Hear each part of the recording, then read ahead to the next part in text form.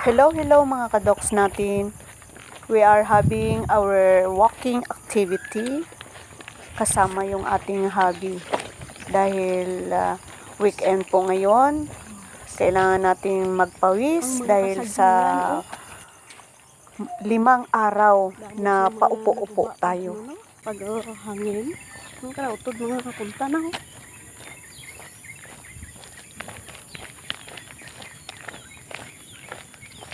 Damo kid ay nagkarautod.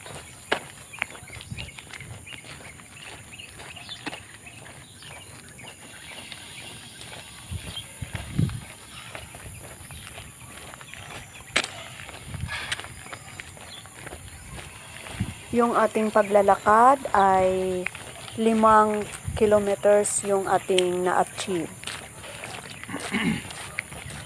Bye mga kadoks!